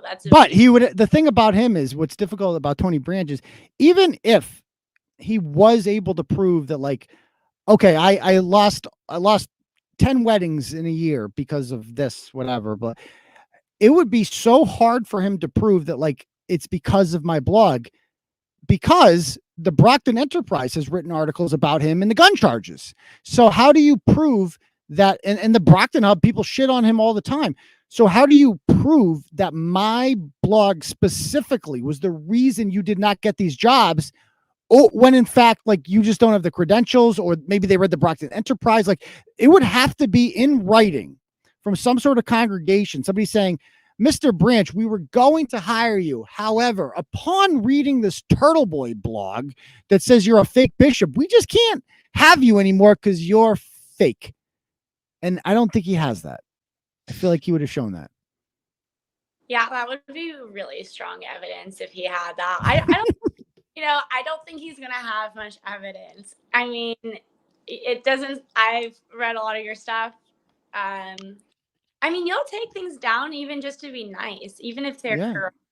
Yeah. Yeah, I've done it before. Like, plenty of people message me all the time and they're like, hey, so you wrote this blog about me in 2016, and they'll send me a link, and so I was like a junkie back then, and I have 3 kids now and I'm got my life together, and I don't even ask questions. I'm just like, done, take it down, good luck with life, congratulations. I just say, it's like, cool. I'm not, that's not what I'm here to do. I'm not here to ruin your life and have this follow around you forever. Like, I don't care. The blog was a long time ago. God bless you. Hope you get better, And with Tony, it's like, I took his blog down. Like, the day he sued me, I just took it down because I'm like, okay, maybe he just wants it down and then this will all go away. But it didn't. He's just like, he wants more than that. So he's like, still going. I know you say that you feel like you're the lone man fighting this. I do feel like every lone individual feels alone fighting it, I don't feel, I feel alone in that, like, I'm the only one on trial, but I feel like I also have an army behind me, as we can see from these donations tonight. Oh, 100%. Yeah. If that makes sense, I'm thinking of little Katie Lawson too, who just, like, she works her little took us off and she's all by herself. Now, we messaged in a little group chat there with Katie. Now, how do you know Katie? So I found Turtleboy because in law school, my first semester, Rachael Rollins came to speak to my class of like 20. So she comes to our Zoom class and she is awful. She's so rude. And so I decide to just, like, look her up really quick, and the articles that come up are Turtleboy articles. No way. Yeah. And then that's how you found Katie. Well, I ended up debating Rachael Rollins in class, and I called her. Yeah, and I called her out for tweeting about white fragility, and then she had that class deleted. And then she had that incident with Katie, and then you had Katie on, and then I typed in the messages and I was like, Katie, I'm a first semester law student, reach out to me. And then you said, that sounds really stupid, don't reach out to that girl. I said that. Yeah, you did. You were like, she's a first semester law student, don't do that. I'm sorry. You're obviously much smarter. I didn't like. You never know with some of these people in the comments advertising. Not God bless you, people in the comments, but as people know who have been following Turtleboy for a while, I trust way too many people, and it's burned me. Like Turtle Riders. No offense, like any one of you people in the comments could just fucking turn on me apparently and pretend to be my best friend for a year, and then screenshot everything I say and send it to fucking deadbeat moms that want to smear me. I don't know if you're on Twitter, but these. Like it's fucking wild west out there, and I'm not even gonna get into it. But it's just like I've blocked more people than any other human being should ever block in their life. It's just, and it's. I would highly recommend it, by the way, for people. Is just the block button's a great function. You don't you just block it and you forget them. You forget they're there because it's so tempting to waste your time arguing with internet trolls, and you're like, wait a minute, I don't even know this person's name. Why am I wasting my fucking time getting in an argument with some stranger I don't know? What am I doing right now? How is this productive? I like to win the first 2 or 3, and then after that, I'll give it. Yeah. The problem is walking away is the hard part. The easy part is once you know the person looks stupid and you're calm and you don't resort to name calling and you rely on facts. And that was another thing Tony Branch did. He relied on case law, but then he forgot the name of the case. And he forgot the name of the case. I had to guess Brandenburg v. Ohio, which is he gave him that. Brian gave him that one. He goes, I think he's talking about Brandenburg versus Ohio. Yes. Yeah. That was that a school one? I think it was in the 60s, right? It was like something about free speech in schools or something like that. I forget. Ohio was when the KKK were they were passing around pamphlets or papers thing, and then they were saying was that causing of imminent violence, and there's now like a 3-part test where you have to see whether or not such violence is like intending to cause like speech intended to cause violence is going to cause violence, and the violence is going to be imminent. And then you can say, then that speech would be prohibited. So for instance, that was like Donald Trump, his insurrection would have been if he said speech such as like, go kill people, then that would be right. And so like, it sounds like that decision is the one that overruled Schenck versus United States that said that you can't yell fire at a crowded theater. You actually can yell, fire in a crowded theater. And because people have the ability to look around and be like, that motherfucker's crazy. There's no fire in here like that. And that's why I love when people bring up that one. You can't yell fire in a crowded theater. Actually you can. And that was a really bad decision 100 years ago that was overturned. So you can. So shut up, you fucking idiots. But anyway, Joa's in the comments. He says Rachael sucks. He wants to make that clear. Rachael is terrible. She really is a racist, and I felt bad at the time, but now that I know she calls everyone a racist. She called you a racist? In front of my entire class. Keep in mind, it was my first semester of law school, and ever since, I made one friend my entire time at law school. He's Hispanic, by the way, but that matters. But like, and you went in Suffolk it's in Boston, right? Suffolk Law. Yeah. It's bad. I had a student get in my face the other day, like hands on my desk, and call me worthless. And the professor just sat back and watched it happen. And then him when he was crying outside of the classroom, and then said I was welcome today, but I needed to change my attitude because I said that George Floyd died from fentanyl overdose. Well, that's not proven, is it? That's another story we could talk about. It's my opinion, and like it's an opinion, right? Have differences of opinion, and I think that can be discussed. And I don't think that the jury came to a fair. Like, I don't think the jury got to view the evidence fairly because they were pressured by the president and Maxine Waters. He had no shot. That guy had no shot. Like none at all. He was convicted. Let's wrap our heads around this. He was convicted of first, second, and third degree murder. So first, he purposely killed the guy. Then he purposely killed the guy. I don't think it was first degree. Wasn't it just second degree and third degree murder? All three. How does that make any sense? How can you purposely and accidentally kill someone? Well, can I ask, what do you think of the Ahmaud Arbery? I never really talked about those ones, but I look at that one and I watched the video of that and I'm like, I see a struggle there. I see a guy running and like, obviously they're assholes. They're like, wannabe cops out there, like policing the neighborhoods with their shotguns, they're good old country boys. And this guy, is jogging or whatever. And he runs and you see them disappear behind the front of the car. And then they emerge and they're both grabbing the barrel of the gun and Arbery gets shot. And when I watched that video, I'm like, well, maybe manslaughter, maybe something. It's like first degree murder, life without parole, both of them like that. I did not expect that. It's like, I do feel like it's like they're trying to overcompensate a little bit. Wasn't it all three of them? All like the guy that was just driving behind him and filming it. He got life. He got life. Yeah. He got life. So, I mean, I thought Arbery, I'm going to pronounce that wrong. Ahmaud Arbery was such a sad case. And I remember watching that video. Originally, the case was declared self-defense by the police. Like it wasn't even picked up until there was a huge uproar about it. And I talked to one of my professors about this and he was like, see, this is an example of a case not being examined properly, and now they're all found guilty. So that proves that it should have been taken in the first place. And I do agree that maybe it shouldn't have been dropped. Maybe it should have been examined. But I don't think it should be examined because a huge mob comes up. This whole mob justice thing, it did die down. Yeah. It's no longer as bad. Yeah. Well, I hate to cut this short, but I got to get to one more topic before we cut the night. So not legal related, but thank you for coming on. I appreciate it. And thank you for sharing your views of the courtroom. Have a good one. Bye. All right. So Deb, there's other people here for the Beverly story. We talked a lot about Tony. I want to talk about the Beverly story too. So it's been a long night, but it's been a good one. And by the way, thank you. Got a couple more donos here from Flying Sleestack since 50 and Frodis Dayrimple says another notch in your belt, Turtleboy. Oh, thank you very much. Thank you.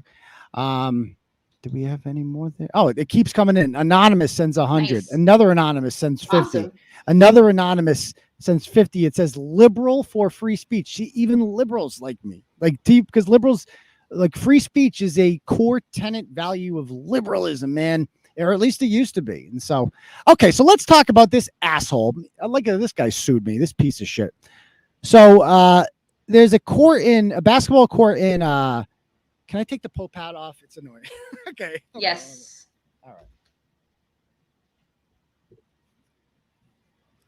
We had our fun with that. Okay. So there's a basketball court in Beverly named after Pete Frates. It's called Pete's Park. And Pete Frates, of course, is the guy that was the inspiration behind the Ice Bucket Challenge. He had ALS. He died, I believe, about 2 years ago, I want to say. And he was a great Division I athlete for Boston College. ALS is just such an awful, awful disease. When you look at pictures of Pete Frates when he was younger, it's like that guy was a beast, man. A great, well-tuned athlete. Did everything right, ate well, took care of his body, did everything. And then you just get ALS. And then it's it. And it's just a slow, painful, horrible way to go out. And so they create this park, right? They create this park called Pete's Park, and they get a $300,000, I believe, grant from the Baker-Polito administration. And it says to provide access for all Beverly and North Shore residents to enjoy, all of them. So not just some, all North Shore residents. And go down. So they, you see all the advertisements. It's a really nice park. It's got a nice basketball hoop there. And it's in a really wealthy neighborhood, I guess. It's like right in the middle of the neighborhood. And you look at these pictures here of like those kids. I blurred their faces out. You should see how happy they are. They look like happy children. And they're watching the older kids play. And there's these pickup games that happen. These are not organized basketball. They're wearing Charlotte Hornets shirts, but like I'm told that these kids just went out and be like, yeah, let's get some t-shirts to match or something like that. Nobody's paying to be in this league. There are no set times for games. They kind of come and go as they please. It is, as unofficial as you can possibly get. And then this asshole shows up. Bruce Joyden, who, by the way, if you look up this guy's bio, someone sent me his bio today, and I shit you not, talk about Uncle Rico. This dude claims, right, that he, in his bio, that he's like the greatest Beverly athlete of all time, and that he hit a home run, and I shit you not, 647 feet. The Beverly High School record, and the Ted Williams seat was like 520 or something like that. Like he hit it 100 feet further than that. I'm not even lying. And this guy really thinks he's like Mr. Beverly. Like this guy is like born and raised in Beverly. I'm a bit of a legend around here. I'm a big deal, and that's the way he carries himself. And so these kids are just playing ball, doing their thing, which is a great thing because you know how many kids today just sit on their ass and play Xbox and eat gummies. And like in the middle of the afternoon, just stream and talk to other, slobs. And it's just a horrible way for these kids to live. It's not healthy. Then they grow up to be adults. Like your kids, get outside, go play some games, go play flag football, go do something. These kids are doing that. They're old school, these kids. And they're down there. They're having a good time at the park. And then this adult has to be like, nope, we haven't ruined your fun enough. So play the first video. Let's hear some of this guy talking.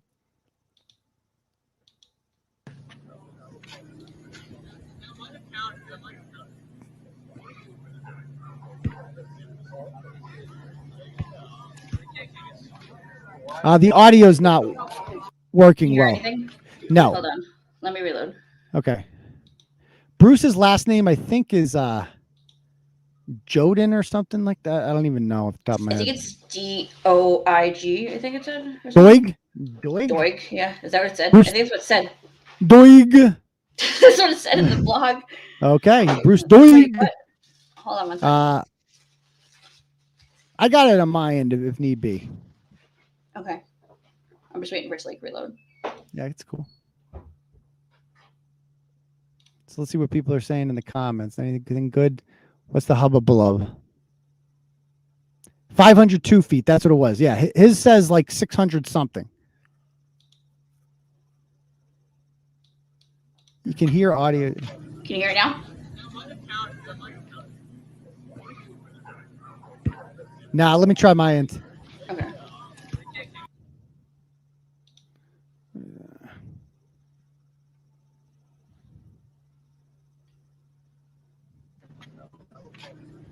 Can you guys hear that? Yeah.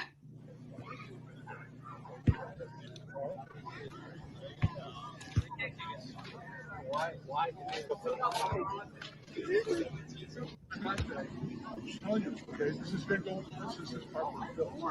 My job is to enforce the rules there. It's on board with this, okay? The chief of police is on board with this. You guys can have a permit to go to clubs, but you can't play here, period. Right? Because you got little kids over here, the language. Listen, I'm telling you, okay, the decision was made by me, the mayor, and the chief of police. You're not going to play here. So the decision has been made by me, the mayor, and the chief of police. You're not going to play here. You're too loud. How dare you guys make noise while playing this? And they go on. He's going to blame them for the traditional stuff. Like you're smoking pot. You're using foul language. Like, how do you disprove that you didn't use foul language? Like, even if they are, who cares? Who cares? We call him a fag. I would say, Bruce, stop being such a fag, dude. What are you doing? Get the fuck out of here, asshole, asswipe. Mr. Parks, right? Go hit a 640-foot home run, you asshole, douchebag. So he goes on.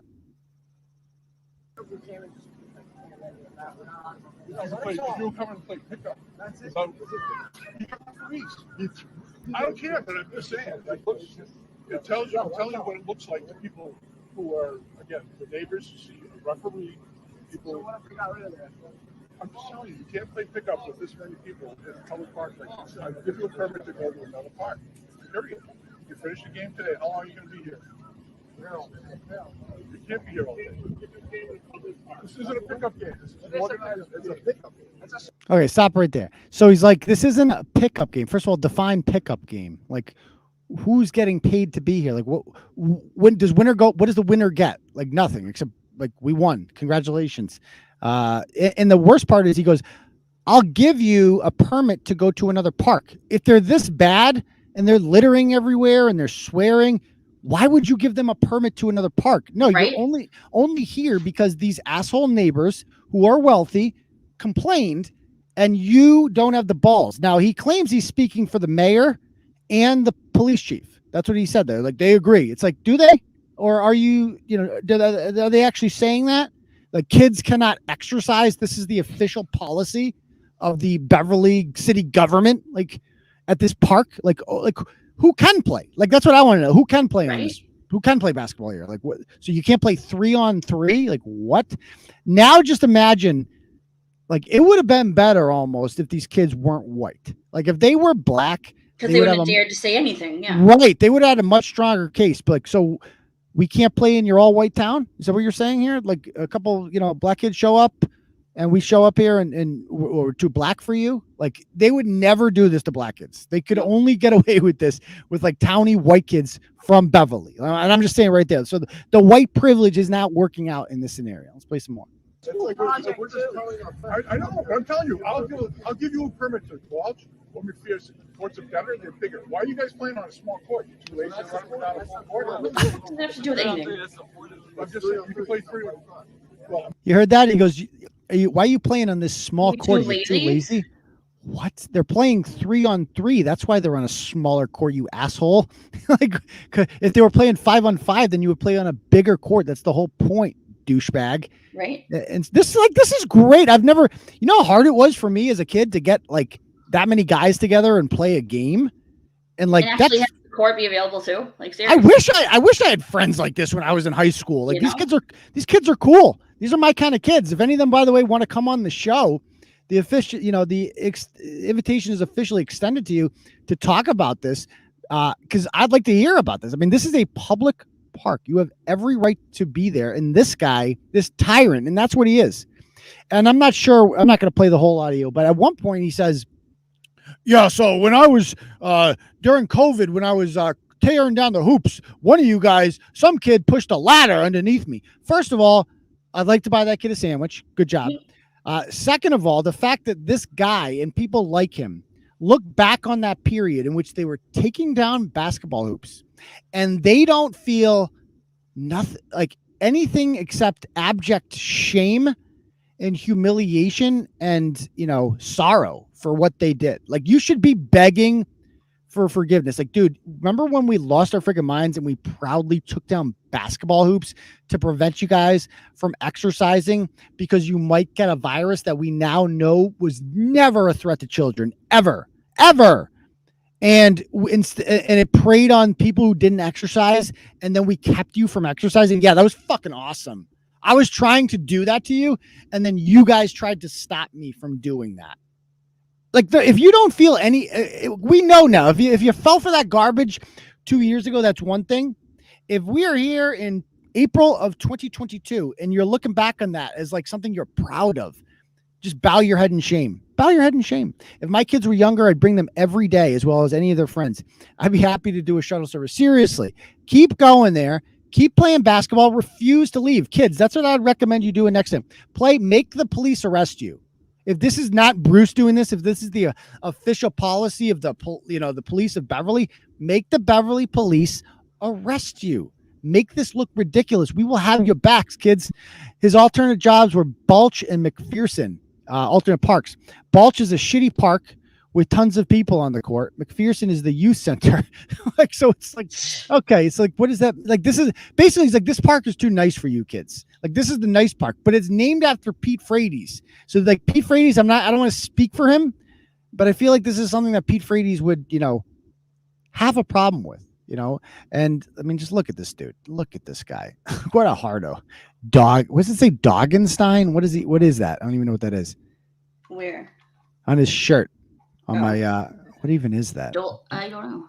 Doig. I don't know. Doigenstein. Oh, look at this. Doigen or Dude. something. I don't know. Oh, Some weird shit. this guy, and this is the Mayor Cahill, Michael Cahill, a lifelong government hack. I look him up. I mean, if St. John's Prep had a face, this would be it. I mean, look at this guy. Look at this guy. Like, this guy is like, if like we live in the North Shore, we don't just vacation here, had a face. That's this guy right here. He's like, we don't go to Lynn around here. We don't go south of Beverly. This guy. So Michael Cahill, of course, he's a Democrat too. Exactly.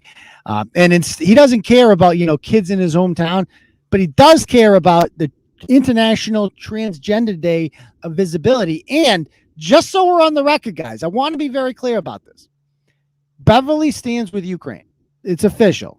So in case anyone was wondering over there, Vladimir Putin was getting ready to send the tanks in and start shooting missiles at Kiev. And then he's like, sir, we have breaking news. Beverly stands with Ukraine. Fuck. Hold back on the yoink. Back to the drawing board. Damn it. Oh, yeah. We're going to have to come up with a new plan here. Beverly stands with Ukraine. Oh, no.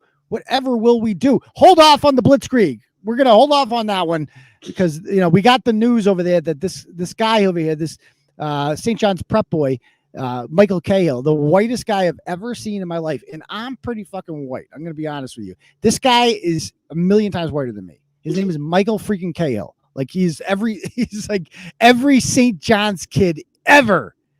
So anyway, what you're saying is Beverly falls for all propaganda. That's another story. Anyway, so why don't we, now that we you guys got I'd like to officially extend the invitation to any of those kids to come on here because I'd like to say I'm really proud of you kids. Hold on. Did you see DFS's Donovan's comment? Dogenstein means birthing person in Deutsch. Birthing person? What people want to be called now because we can't be birth mother anymore because there's no way that guy looks like a lot of things, but actually, woke is not one of them. No, I don't know. Probably he's all about the trans lives and everything. I wouldn't be shocked. Yeah, actually, Michael Cahill is a really nice guy. How does M-Job know everyone? The guy's like no just everywhere. It's like, he's actually a really good guy. He's a cool guy. Yeah, I don't know, but I think he's a dick. If he's actually in favor of this, I think he's a dick. That's my limited interaction with him. Maybe he's a sweet guy. Maybe he's a as Angelo said, a vulnerable sweetheart. Maybe I don't know, but he grew up in Beverly. Okay, that explains it. That explains it. He looks a little older than you though. So anyway, why don't we do a little Ask Turtleboy? If you guys have any questions, and again, I would like to extend the invitation to any of those kids to come on the show. We've had underage night on Turtleboy before. It's not creepy. I'm not Bishop Branch. No funny stuff. Remember, my favorite underage kid that we ever had on the show is that really nice girl from Weymouth. Remember her? Yeah, about the dad with the dad. Like, dad that was running. So nice. She was the nicest girl She was a sweetheart.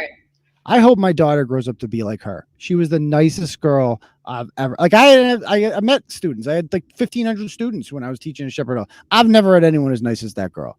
Seriously, when she's been through hell too, And Cosette, and I love that name too from Les Mis. And yeah, she's been through hell. Yeah, she's a really cool girl. And by the way, that guy lost. So good job, Weymouth. Yeah, right. That guy. Yeah, it works. Okay. Anybody else have any? Why don't we do a little Ask Turtleboy? If you guys have any questions. My brother went to St. John's Prep. I'm going to play that last rant on a loop. There you go. The St. Angelo's girls kids were very nice too. They're very nice. Did you see British Fetish follows me personally or the Turtleboy tweets account? I've talked to her before a couple of years back when she had a smaller following. Do you think the FOIA or MGs were upheld? I don't think that's why. Not at all. Definitely don't put the Pope hat back on for the underage interview. I didn't like the hat that much, to be honest. It's higher than the screen. You couldn't see the whole thing. Thoughts on the Holy Cross naming house? So a building at Holy Cross was named after Fauci. That doesn't surprise me. I believe Fauci is a Holy Cross alumni. And again, this guy, you have to understand, these are liberal institutions, colleges and universities, and they don't try to hide it. And so to them, like Anthony Fauci, you have to understand, to them, Anthony Fauci is a hero. He's a saint. And not only that, he's apolitical. He is not a liberal. We all know that's not true, of course. Right. But to them, he's like, oh, he's just mainstream. He served under Republican and Democratic presidents. No, he does the bidding of Democrats. That's what he does. He's a hack. Let's see. He's abandoned Salem. Oh, okay. So they are. Thank you very much, Large March. Let's see. Oh, so he followed the tweets account. I think he was already following the Turtleboy tweets account. That is a fan run account. Elon Musk. Okay. On the board of Twitter. Greatest thing that's ever happened in the history of internet, I would say. Like, Elon Musk is the savior we've all been waiting for, people. I did not think the guy that would save America would be a South African, but here we are. Elon Musk bought almost 10% of shares in Twitter because he was opining a week or so ago about, like, should Twitter be a platform? And people were like, dude, buy it. You can buy whatever you want. And that's the only way something like Twitter will be fixed. That's the only way the bias ends. The government's not going to do it. The Republicans aren't going to help us because they're owned by Google and all these big tech companies. So we just have to have some rich guy do it for us. The rich guys have to, and too many rich people are woke and they're anti-speech. Musk is not. Musk is the opposite of that. So we need rich free speech advocates to step up, and he did. And now, God forbid, Trump might be let back on. Who knows? Because this whole bullshit, I hate when people are like, oh my God, if the next person that tells me to go to Getter or Gab, I'm going to smack them in the face. Shut up with that shit. I mean, like, Parler, God bless it. I did Parler. It was cool. And then the insurrection happened and Parler was killed. And then I go back on Parler and no one's there. It's like, I'm not going to your social media ghetto. That's what those are. I'm not going to live in the ghetto. I want to live in the public square. Twitter and Facebook are the public square. I don't care if they're run by liberals. I have a right to be there. And I'm going to stay there. And I'm not going to go in some small conservative circle jerk and hang out with a bunch of dudes. We're like, dude, how about them libs? Yeah, the libs suck, don't they? And we all look around like, yeah, they suck. Well, where are they? Like, I reached 10%. That's awesome. Thank you. That was quick. That was great. Thank you guys again very much for that. I really appreciate the defense of free speech. Yeah, I mean, I think that this is a monumental day for the First Amendment and how it should be applied to social media. He made a deal that he can't buy more than 14% if he wants to be on the board. And again, but that's I don't think anyone owns that much. And he's clearly going to be influential on there. Clearly. And you could tell that with Elon Musk, it's just like he has everything that he wants. He's the richest person in the world. What he's concerned about is his legacy. And he's so smart. That's the thing about Elon Musk is he gets it. He's not interested in virtue signaling and getting useless pats on the back. Like, I've seen him roast like, he is so funny on Twitter too. He goes on there and he's like, like Bernie Sanders once is like, we need to tax Tesla and this and that. And he retweets it and he goes, oh, I forgot that you're still alive. Just like, he is fucking great. Though he roasts Elizabeth Warren. Like, he sees how, like, Elon Musk and will go when we're all dead, 500 years from now, the world will remember the contributions of Elon Musk towards the advancing of our society and the advancing of the planet. No one will remember Elizabeth Warren or Bernie Sanders because ultimately they contributed nothing. That's going to be their legacy. What did you do for this world? What did you contribute besides enriching yourself on the public dime? Like, we get that. You got a bunch of idiots to vote for you and you benefited off of that. But what did you do to make the world a better place? And the answer is nothing. You vilified other people. Did you see the woke? What's the woke and move? I don't get that. Is that a movie or something? I don't get it. Must be. Yeah. It's already working. People are resigning. And that's what I tweeted. One guy was like, let me see if I can find the tweet on this. He said something to the effect of, that's it. Like, I'm out of here. I'll bring it up right now. He said,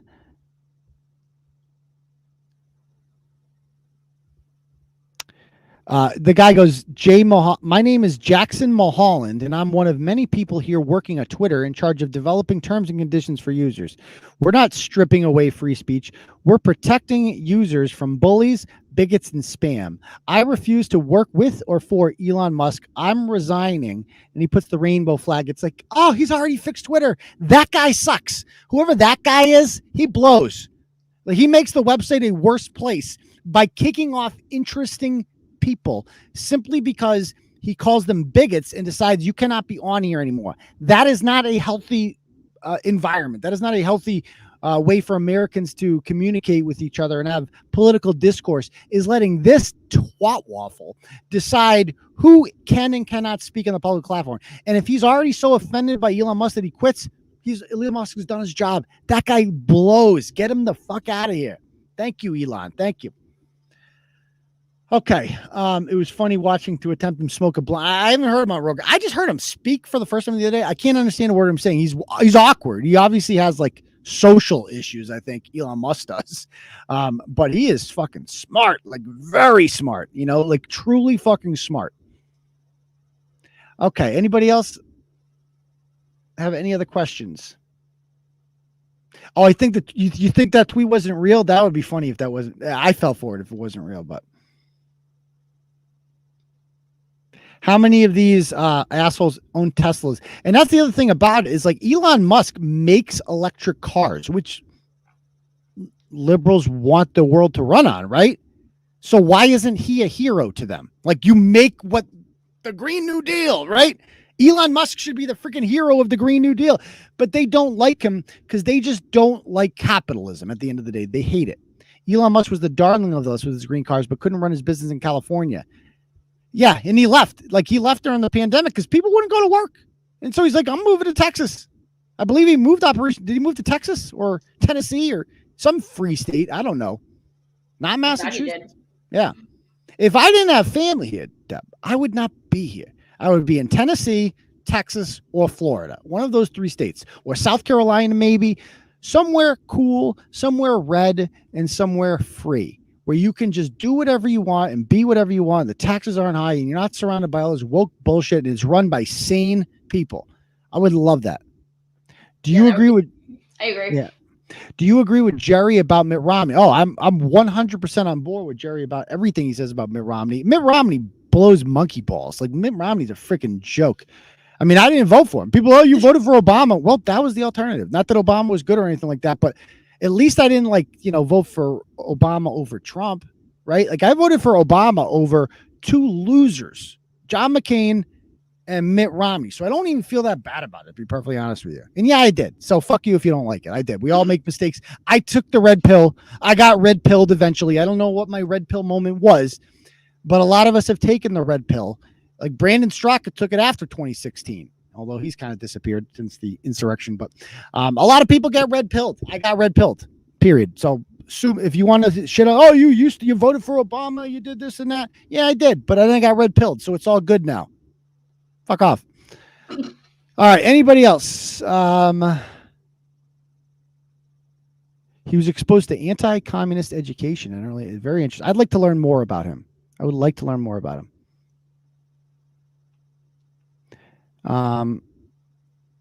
It is a protester outside Mayor Wu's house. Okay. That's that woke in Wooville, I think. Okay. Well, I don't know anything about it, so I'll have to check it out. Me either. All right. So anyway, my red pill is your blue pill. I think I love Laura. Her and I don't agree politically, but I think she's been red pilled a little bit. We all have been, whether or not people realize it or not. My friends always say this. My friends who are like union people, especially like they're in the firefighters union or some shit like that. And they're like, I could never vote Republican. You guys are anti-union. I'm like, I don't know. I roll in a lot of conservative circles and we never are like, let's bust up unions. That's never like a thing with like, that's not our priority at all. Like I believe unions have a right to exist. I'm not trying to bust up unions. That's never been my thing. The conservative movement now is about free speech, liberty, limited government, and I don't know. Like we're not asking for that much.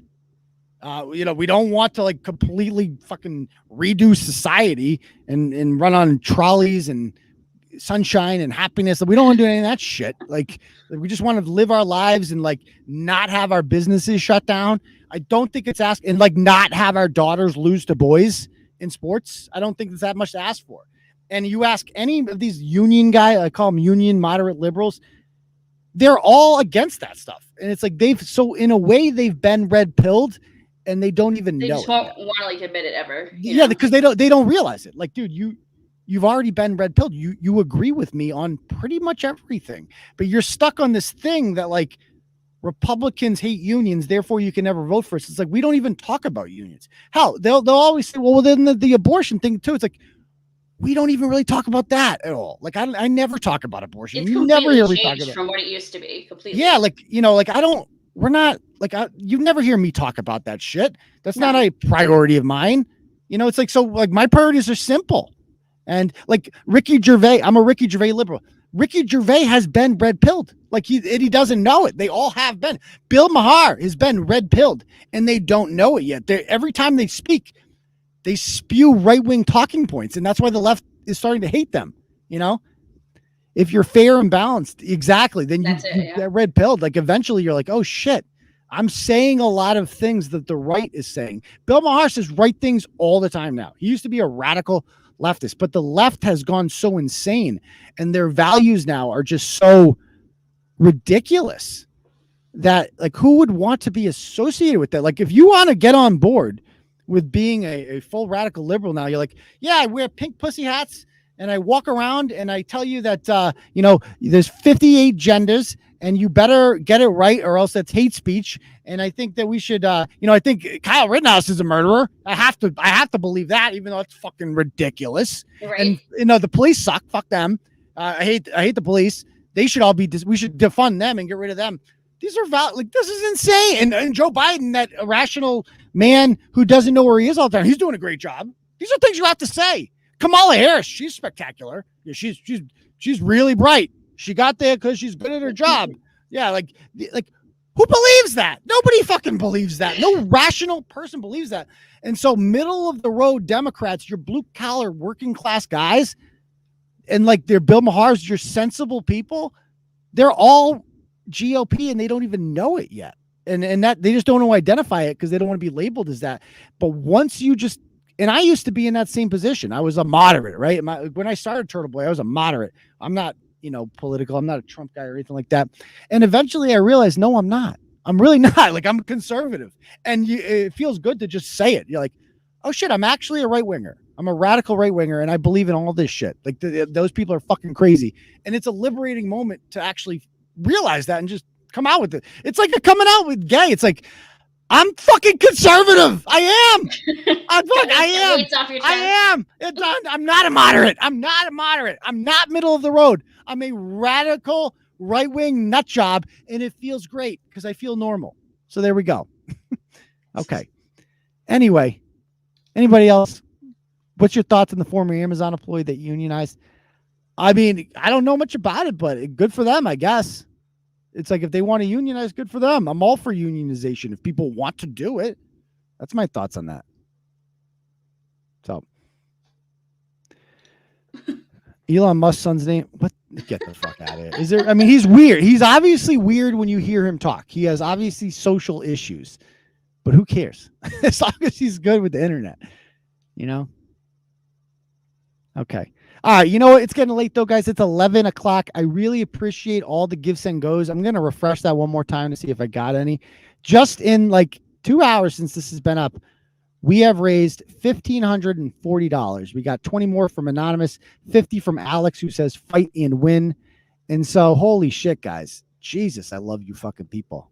God bless you very much. Love you guys. Seriously, I love you so much. And it's not just because of the money. It's just because of you make me feel so supported about what we do here at Turtleboy Sports. Even seeing Lauren in court today, it's like I've never met her. And she just shows up to support me in court. And that feels like, I can't tell you how good that feels to have the freaking bailiff there. Turtleboy's racist, but the black bailiff likes me. So I guess I can't be that bad. Can't be racist. I can't. Where do we find the RM ballot? Oh, it's just in the latest blog. So we are voting Ratchet Matters. We're going to have another one tomorrow. Only one of them is close right now. Only one of them is close. I won't say which one. The rest are all runaways. So get your votes in though. So I really appreciate that, guys, though. Seriously, I really appreciate it. Y'all know I've had a lot of issues, a lot of bullshit that I've had to deal with, a lot of really stressful things. that could drive a sane man crazy, and they have driven me crazy, but you keep me grounded, you make me feel sane, and I really, really appreciate it from the bottom of my heart. Everything you people have done for me, so I love you all, and have a great night, ladies and gentlemen. Thank you, Deb, for everything as well. Anytime. And thank you, Lauren, for joining us. Love you all. Peace, Turtle Riders. Good night, everybody.